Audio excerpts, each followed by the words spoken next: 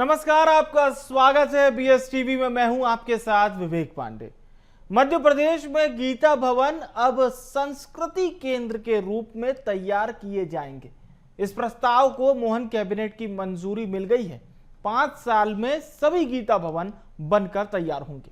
BJP ने इस काम को विकास से विरासत की संस्कृति बताया है, तो कांग्रेस ने इसको लेकर बीजेपी पर तंज कसा।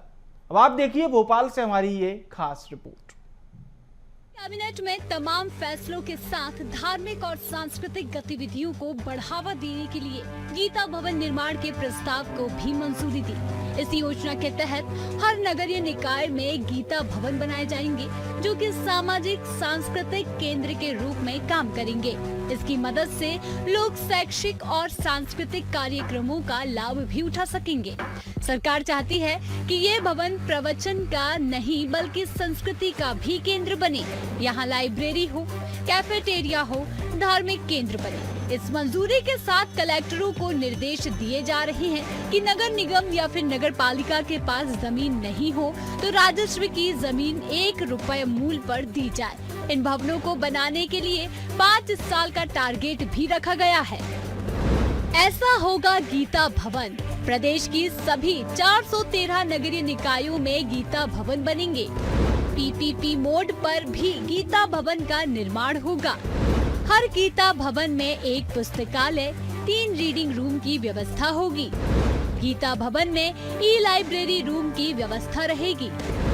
साहित्य सामग्री बिक्री केंद्र भी रहेगा। कैफेटेरिया, स्वल्पाहार गृह की सुविधा होगी। 5 लाख से अधिक जनसंख्या वाले 5 नगर निगमों में 1500 बैठक क्षमता वाले भवन बनेंगे। 5 लाख से कम जनसंख्या वाले नगर निगमों में 1000 बैठक क्षमता वाले एक गीता भवन तैयार होंगे। वहीं 99 नगर पालिका व 298 नगर परिषद क्षेत्र में 500 और 250 बैठक क्षमता के एक गीता भवन तैयार होंगे। गीता भवन को लेकर अब सियासत भी शुरू हो गई है। बीजेपी ने इसे संस्कृति से जोड़कर बताया, जबकि कांग्रेस ने बीजेपी सरकार की मंशा पर अब सवाल खड़े करते हुए कई सवाल किए हैं। भारतीय जनता पार्टी की सरकारें विकास भी और विरासत भी, इन दोनों के मूल मंत्र पर चलती है। जहाँ एक और मध्य प्रदेश में विकास हो रहा है, वहीं विरासत और संस्कृति के लिए भी ऐतिहासिक काम हो रहे हैं। गीता जयंती पे माननीय मुख्यमंत्री जी ने जो वादा किया था गीता भवनों का, वो आज कैबिनेट के माध्यम से जमीन पर उतरने के लिए, और सिर्फ गीता प्रवचन नहीं, गीता जीवन जीने का सार है। गीता एक सांस्कृतिक विरासत है जो अगली पीढ़ी को सौंपी जाए, और यही तारतम्य मध्य प्रदेश की सरकार का भी है, और ये आज मूर्त रूप की ओर बढ़ चुका है। इसके पहले इस सरकार ने गौशाला बनाने की बात की थी। एक भी गौशाला का निर्माण भारतीय जनता पार्टी की सरकार नहीं कर सकी। गीता भवन बनाने के बजाय भारतीय जनता पार्टी जिलों में अपने भवन बनाने में ज़्यादा जोर दे रही। गीता के उपदेशों को समझने की जरूरत है भारतीय जनता पार्टी की सरकार को और मुख्यमंत्री मोहन यादव को। गीता के नाम से राजनीति करने वाले लोग गीता को कहाँ ठिकाने लगा के रखे हुए, उनके सिद्धांतों को मानने को तैयार नहीं है। ये भारतीय जनता पार्टी का सिर्फ शिगोफा है। भारतीय जनता पार्टी ने गीता पाठ का भी बात की थी, आज कहाँ है वो मंशा? भारतीय जनता पार्टी की कथनी और करनी में अंतर है।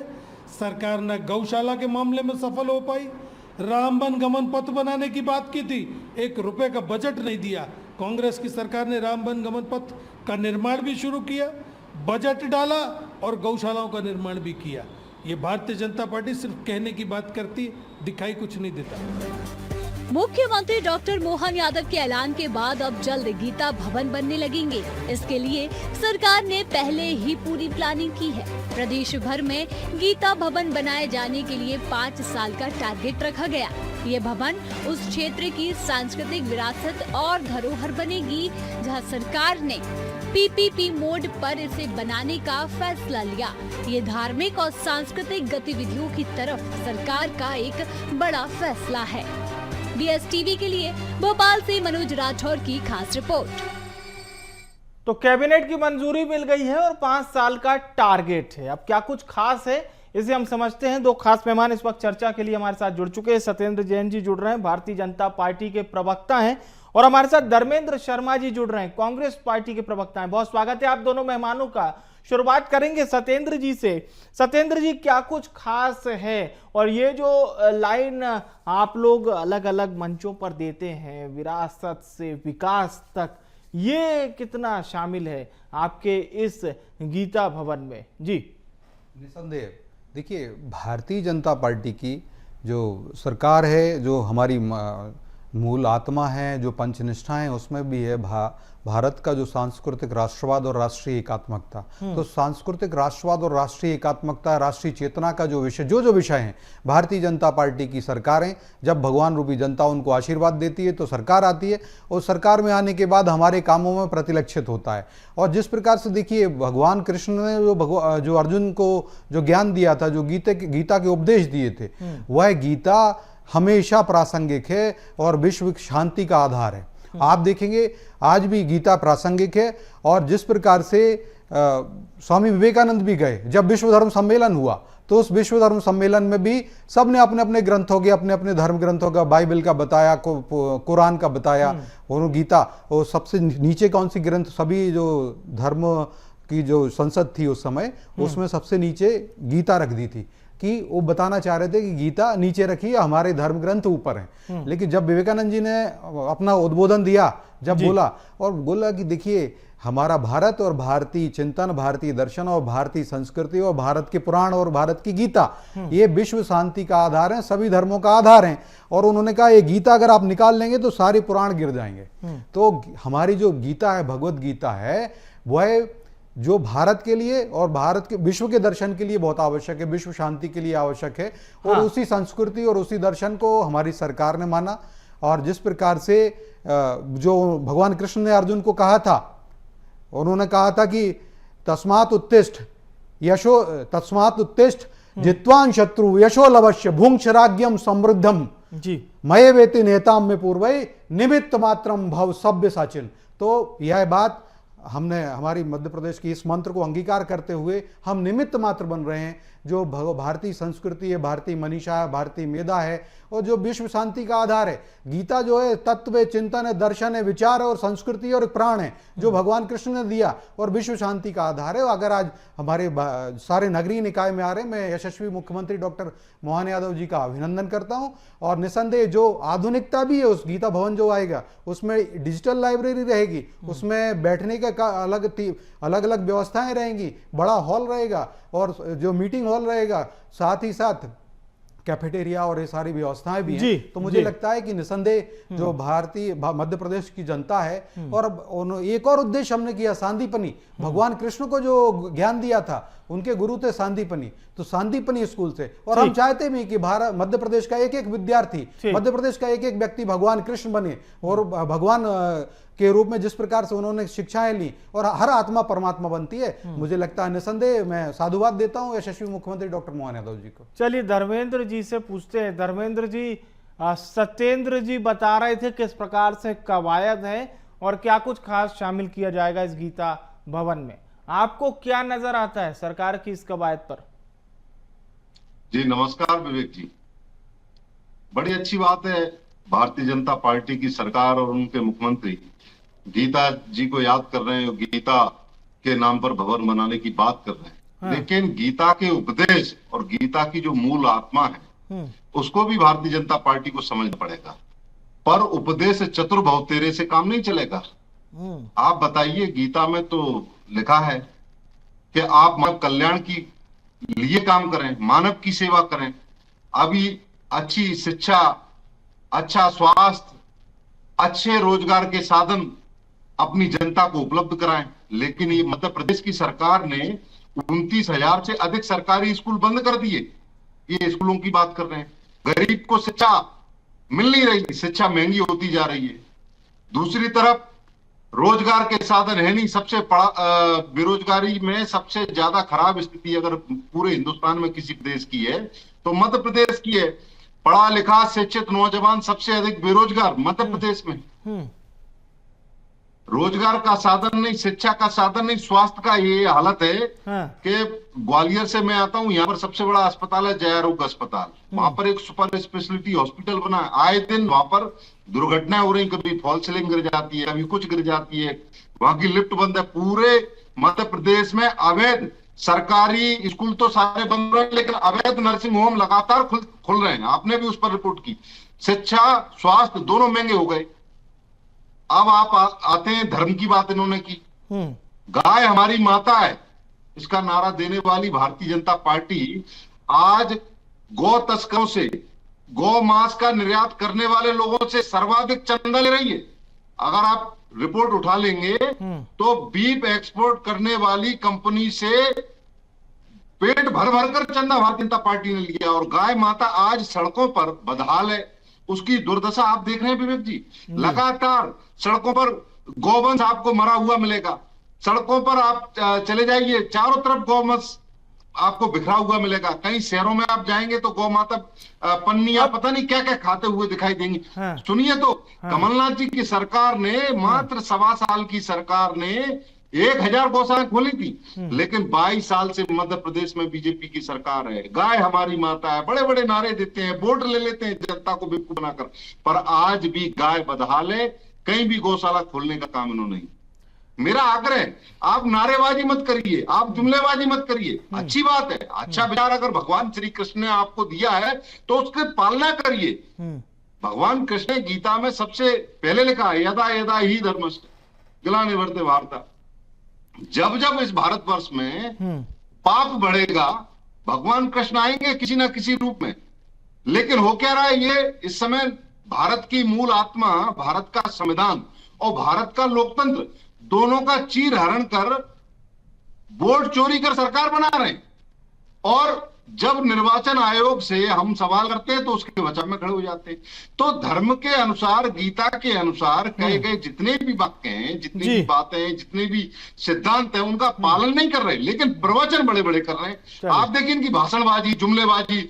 बहुत हुई महंगाई की मार, अब की बार मोदी सरकार, क्या हुआ महंगाई का? लेकिन सुन लीजिए, बहुत हुई बेरोजगारी की मार, अब की बार मोदी सरकार 2 करोड़ लोगों को सालाना रोजगार देंगे। जी को आप ट्यून करते हैं, अच्छे दिन आने वाले हैं, सुन तो लीजिए, अच्छे दिन आने वाले हैं, काला धन आने वाला, हर गरीब के खाते में 15 लाख आएंगे। क्या हुआ? चलिए, गीता भवन मैं हाथ जोड़कर आपसे प्रार्थना करता हूँ, 22 साल से आपकी सरकार है, पालन करिए, ये पालन करिए इन चीजों का। इसको पूछ लेते हैं कि सत्येंद्र जी, धर्मेंद्र जी बता रहे थे कि जो कुछ चल रहा है वही ठीक नहीं है, लेकिन ये किस तरह से गीता भवन बनेगा, और इसमें आपने पीपीपी मॉडल को भी शामिल किया है, तो धर्मेंद्र जी की बात का भी जवाब दीजिएगा, लेकिन उसके बाद फिर इस बात को भी बताइए कि क्या कुछ खास इसमें रहेगा गीता भवन में। जी देखिए, गीता भवन में जो पीपीपी मॉडल में भी हम जन भागीदारी लेके आ रहे हैं। कोई अगर चाहे तो उसमें योगदान कर सकते हैं, तो ये भी हमने रखा प्रावधान।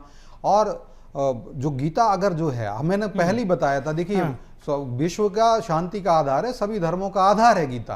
अब कांग्रेस देखिए, पौंड्रक एक चरित्र रहा है, जब महाभारत हुआ, जब भगवान कृष्ण रहे, तो भगवान कृष्ण के समय पौंड्रक भी हुए हैं, कंस भी हुए हैं, जरासंध भी हुए हैं, और कांग्रेस ने उनसे ही शिक्षा ली है, या उनकी पर्याय कह सकते हैं कि पौंड्रक की पर्याय है। इन्होंने कभी सनातन को नहीं माना, सनातन का अपमान किया, और पौंड्रक का चरित्र आज आ रहा है। मैं आज मारीच की बात नहीं कर रहा हूं, रामायण काल के, या कालनेमी की बात नहीं कर रहा हूं।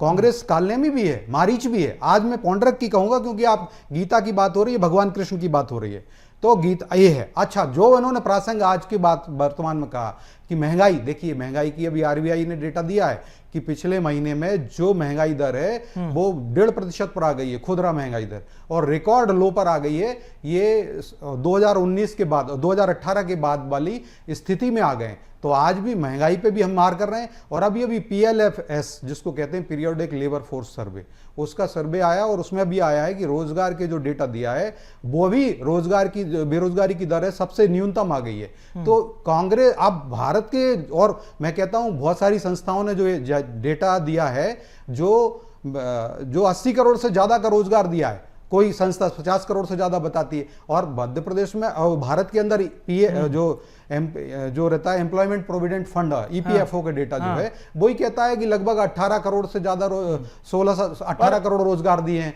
क्योंकि 10 करोड़ से आज जो रजिस्टर्ड हो गया वो 28 करोड़ हो गए। तो कांग्रेस बेरोजगार है, कांग्रेस निकम्मी। अब 10 सेकंड और ले लीजिए। तो ये कांग्रेस के निकम्मेपन को, कांग्रेस की बेरोजगारी को हम दूर नहीं कर सकते। हाँ, हम संकल्पित हैं और दूर कर रहे हैं। और मध्य प्रदेश की सरकार भी देखिए आने वाले समय में सरकारी नौकरी भी हम 2,70,000 से ज्यादा दे रहे हैं। 2.5 लाख नौकरी की घोषणा की है मुख्यमंत्री डॉक्टर मोहन यादव ने। 80,000 करोड़ रुपए से 1.25 करोड़ लोगों को मध्य प्रदेश के 80,000 कह रहे हैं कि साहब 1.25 करोड़ लोगों के लिए। अब कांग्रेस निकम्मी है, निठल्ली है या ठलुआ है, हमारे बुंदेली में एक भाषा का शब्द है ठलुआ। तो कांग्रेस की ठलुएपन को भाजपा दूर नहीं कर सकती। चलिए, लेकिन धर्मेंद्र जी कह रहे हैं ग्वालियर में सबसे बड़ा अस्पताल है जया रोग, वो कह रहे हैं मल्टी स्पेशलिटी हॉस्पिटल को ही इलाज की जरूरत है। उस हॉस्पिटल में लगे करोड़ों हैं लेकिन दिख नहीं रहे। फिर वो कह रहे हैं कि साहब अलग अलग जगह पर शिक्षा व्यवस्था की भी कलई खुल रही है। मतलब बहुत कुछ आरोप में वो लेकर आए, डेटा के साथ बता रहे थे अभी।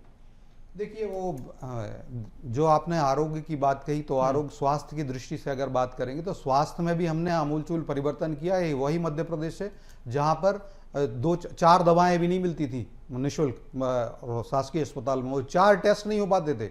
आज वह टेस्ट पूरे मध्य प्रदेश के समस्त हॉस्पिटल में, जिला स्तर के हॉस्पिटल हो या सुपर स्पेशलिटी हॉस्पिटल हो या पीएससी होते हैं, primary health PHC primary health centre होते हैं, कम्युनिटी सीएससी होता है, सामुदायिक हेल्थ सेंटर होता है, या सिविल हॉस्पिटल होती हैं, उन सब में हम 200 से ज्यादा दवाएं सरदार वल्लभ भाई पटेल की योजना के द्वारा, औषधि वितरण योजना के द्वारा दे रहे हैं और इतने ही टेस्ट कर रहे हैं। और हर जिला स्तर की हॉस्पिटल पे हमने जो किडनी से संबंधित जो हमारे रोगी होते हैं उनको आरोग्य प्रदान करने के लिए डायलिसिस की सुविधा भी प्रदान की जा रही है। ये काम और 2,000 करोड़ के बजट को आज लगभग 25,000 करोड़ रुपए से ज्यादा का कर दिया गया है। और तो ये काम हमने किए हैं और निसंदेह जो कमियां हैं हम उनको भी पूरा करेंगे। और आप देखिए आज हर मरीज का डेटा आपको ऑनलाइन मिल जाता है, डॉक्टर्स को सब रिकॉर्ड हो रहा है और उसमें भी जो रजिस्ट्रेशन हो रहा है उसके द्वारा हो रहा है। तो ये हम स्वास्थ्य के अंदर काम कर रहे हैं। गौ माता के लिए कहते हैं, हमने गौ के लिए देखिए कांग्रेस रही सोती रही, अब 20 रुपए देते थे, 40 रुपए हमने देने का काम किया। और जो गायों का दूध आज तक क्यों नहीं खरीद पाए? 45 साल से ज्यादा कांग्रेस की सरकार रही मध्य प्रदेश में और 1.5 साल कमलनाथ जी की रही, 46-47 साल सरकार हो गई कांग्रेस की, लेकिन ये सोते रहे। सिर्फ अब ये पौंडरक का काम करते हैं, ये पौंडरक हैं, ये जरासंध हैं, ये कंस हैं और ये कंस के पर्याय हैं। ये अगर होते तो ये 20 के 40 रुपए पहले करते, कभी नहीं किया। कुछ कहना चाह रहे हैं? गाय का दूध हमने खरीदने का काम प्रावधान कर दिया। बोलिए। मुख्यमंत्री जी ने गाय का, गौ माता का दूध और जो मंत्र हम कहते हैं, तुम माता च सर्वदेवानाम, तुम चा यज्ञस्य कारणम, तुम तीर्थम सर्वतीर्थानाम, नमोस्तुते सदा ने दे, और वो करते हुए गौ माता का दूध भी खरीदने का काम सरकार कर रही है। और जो हमारी सहकारी जो समितियां हैं उनको भी हम बढ़ा देंगे और दुग्ध संग्रहण की क्षमता भी जो अभी उसको भी हम काफी बढ़ा रहे हैं। ठीक है, धर्मेंद्र जी बोलिए। विवेक जी, एक पवित्र ग्रंथ के नाम पर आज का डिबेट आपने रखा, तो मैं चाहता था ये पवित्र चर्चा करते, पवित्र जवाब देते। मैंने जितने भी बातें रखी, ये मैंने बातें नहीं रखी, ये तथ्यात्मक है। जो कंस का पर्याय है उनको तो यही लगेगा मैंने तो वही बात कही है, सही बात कही। आप जरूर सब विषय से इतर हो रहे हैं मेरे मित्र। विषय आज है, आप बताओ कि आपके यहां से शिवराज पाटिल हुए। शिवराज पाटिल जी जो गृह मंत्री भी रहे, जो लोकसभा अध्यक्ष रहे, वो कहते थे भगवान कृष्ण ने जो ज्ञान दिया, जो गीता का ज्ञान दिया, उसकी जिहाद से तुलना की थी। आप सनातन द्रोही हैं और कांग्रेस क्षमा याचना भी नहीं करती। आज आप ही क्षमा मांग लीजिए कि हाँ, शिवराज पाटिल ने गलत कहा था और भगवान कृष्ण ने गीता का ज्ञान दिया था वो जिहाद नहीं था, वह आतंक नहीं सिखाता है, वह विश्व शांति सिखाता है। मुझे लगता है कांग्रेस और कांग्रेस के मित्रों को सबको क्षमा याचना करनी चाहिए। आज का दिन ये कहता है, आज की ये डिबेट का विषय कहता है। जी धर्मेंद्र जी। विवेक जी, अगर ये बीच में इंटरप्ट ना करें और भाषणबाजी ना करें तो मैं अपनी बात कंप्लीट करूं। ये भाषणबाजी नहीं है मेरे मित्र, ये भारत। आज आप ग्वालियर के सारे अखबार, प्रमुख अखबार उठाकर देख लीजिए, जय रोग अस्पताल के बारे में क्या छपा है, आप नेट पर सर्च कर लीजिए। ये आरोप नहीं है मेरा, ये दुर्दशा ग्वालियर शहर में सारे अखबारों ने दिखाई है। गीता पर बात कर लीजिए, गीता भवन पे बात कर लीजिए, जो शिवराज पाटिल ने कहा था कि गीता जिहाद है। विवेक कृपया कर इन्हें चुप कराएंगे? कृपया आप जिहाद, आप देखिए, अब आपको नहीं लगे तो क्षमा मांग लीजिए थोड़ा कि हाँ गलत बोला था उन्होंने, आप कंटिन्यू करिए। आप ये भी नहीं करें, ये विवेक गीता जी, रखिए मेरे पास और ये हम विवेक जी, रिश्वतदारी ये करते भारतीय हैं। जनता चलिए, पार्टी के ये देश हमारी प्रवक्ता रिश्वतदारी करते बार बार हैं। बीच में इंटरप्ट ये करते हमारा हैं, ठीक मैं है, ऐसे डिबेट आधार है करता भैया। ठीक है, सत्येंद्र जी, आपको बुरा सत्येंद्र लगेगा, सनातन द्रोही हो आप लोग। सत्येंद्र जी एक बार सुन जो लेते सनातन हैं, डेंगू एक बार सुन मलेरिया लेते एड्स से हैं तुलना करने वाले लोगों के शर्मा साथ जी बैठते को, हो। शर्मा जी को एक बार सुन विवेक लेते हैं जी, क्या विवेक जी, विवेक वही तो जी, मैं कह रहा गाय हूं, तो माता पहले बताएं, तो पहले क्षमा तो मांग गोवंश लें। किस प्रकार गोवंश किस गीता प्रकार को से जिहाद से सड़कों पर तुलना भटक करिए, रहा है। शिवराज पाटिल ने, इनके नेता रहे, वो उनसे सुशील सिंधे ने जी ने क्या कहा था कि दबाव डाला ये जाता बेशर्म था लोग कि- इन्हीं को बोलने दीजिए विवेक जी, मैं ऐसे डिबेट नहीं करता, मैं इनके टाइम पर बिल्कुल नहीं पीछे बोला, ये बार बार बदतमीजी दे रहे हैं, बदतमीजी नहीं ये है। भी बौखलाहट है। चलिए तो ठीक है, आप ठीक है, बदतमीजी तो उन्होंने की थी, शिवराज पाटिल ने की थी। चलिए। बदतमीजी तो दिग्विजय सिंह ने विवेक की, जी, हिंदुओं को आतंकवादी सुन बनाया। लेते हैं, बदतमीजी पहले- राहुल विवेक गांधी ने जी, की, चलिए, हिंदू ठीक है। हिंसक होते हैं, हिंदू हिंसक होते हैं, राहुल गांधी ने की हिंदुओं के साथ बदतमीजी। ठीक उनको है। तमीज सिखाओ मेरे मित्र, ठीक है, तमीज उनको एक सिखाओ। बार उन्होंने सुशील सिंधे ने कहा कि हिंदू आतंकवाद की थ्योरी, दबाव डाला जाता था, उन्होंने बदतमीजी की थी भारत देश के साथ। चलिए फिर से चर्चा में लौटते हैं। धर्मेंद्र जी बोलिए, आप अपनी बात रखिए। विवेक जी, आप एडीआर की रिपोर्ट उठा लीजिए, गौ मांस का जो निर्यात करती है कंपनी, जो बीफ का एक्सपोर्ट करती है, गौ मांस बेचने का काम करती है, उससे सबसे ज्यादा चंदा लेने का काम भारतीय जनता पार्टी की सरकार ने किया। आप रिपोर्ट उठा लीजिए, ये मेरे आरोप नहीं है। 29,000 से अधिक सरकारी स्कूल बंद हो गए, ये मेरे आरोप नहीं है, सरकार के आंकड़े हैं। मैंने जितने भी बातें की, गीता जैसे पवित्र ग्रंथ पर चर्चा हुई, गीता के नाम पर भवन बनाने की बात हुई, अच्छी बात है। आपने जुमलेबाजियां की, इधर उधर की बातें की, आपने धर्म के नाम पर केवल राजनीति करने का काम किया, लेकिन धर्म का अनुसरण और गीत उपदेशों का अनुसरण तो कभी किया ही नहीं। और मैंने जितनी तथ्यात्मक बातें की, आपने इस पर भी जवाब नहीं दिया, इधर उधर की तमाम बातें करी। अरे साहब, इधर उधर की बात मत करो, मुद्दे की बात इधर-उधर करो। की बात तो राहुल मैंने गांधी आपसे करते हैं, पूछा, शिवराज, क्या बात करते हो मेरे फिर बीच में बोलने क्या लगे। बात कर रहे हो? अरे अरे करना आप है क्या तो बात बोलना कर रहे हो? चाहिए, आज अच्छी गीता की बात बात हुई। हो रही है, आप स्वास्थ्य पे आप मुंह की खाओगे, आप शिक्षा पे मुंह की खाओगे। आज डिबेट है गीता के ऊपर, आज डिबेट है भगवान कृष्ण के ऊपर, आज जो विश्व का जो संदेश देती बताइए, शांति का, गौ आप इधर हत्यारों से- मैंने बताया गौ कि हत्यारों आप लोग से पोंडा- चंदा अरे लेने यार, वाली आपके राहुल भारतीय गांधी जी जनता क्या बात पार्टी करते हो की मेरे बात मित्र? कर रही है। आप जरा जाकर धर्म उनको की बात समझाओ। कर रहे हैं। अरे आप सनातन, देखिए, आपने ये भगवान राम को नहीं बेशर्मी है माना, इनकी। तो आपने हमें बीच में अच्छा बोल किया रहे हैं। था। अरे विवेक जी, धिक्कार आप की इन्हीं बात को है। बुलवाइए, इन्हीं को बुलवाइए। हाँ, बिल्कुल बिल्कुल, आज सही बात है। या तो आप इसको प्रायश्चित करिए, या प्रायश्चित की अग्नि में जलिए, या प्रायश्चित अरे हिमालय पर्वत प्रायश्चित पे तो गलिए। करना है, गौ तब तो हत्यारों बात से है। चंदा मैं लेकर धन्यवाद करूंगा हमारे दोनों मेहमानों का, शुक्रिया हमारे साथ जुड़ने के लिए, धन्यवाद आप दोनों मेहमानों का। तो सवाल यही था हमारा, सनातन पर सियासत कब तक। हमने आपको बताया कि किस प्रकार से मोहन सरकार गीता भवन का निर्माण करने जा रही है और इसे हाईटेक लुक भी दिया जा रहा है। सियासत इस विषय पर होती रहेगी, लेकिन अच्छी बात यह है कि एज अ लाइब्रेरी के तौर पर अगर इसे हमारे युवा उपयोग करेंगे तो कहीं ना कहीं ये उनके लिए बहुत मददगार होगा, न केवल गीता का ज्ञान सीखने के लिए बल्कि साथ ही साथ वर्तमान समय में अपडेट रहने के लिए भी। फिलहाल के लिए मुझे यानी विवेक को दीजिए इजाजत और आप देखते रहिए BS TV। नमस्कार।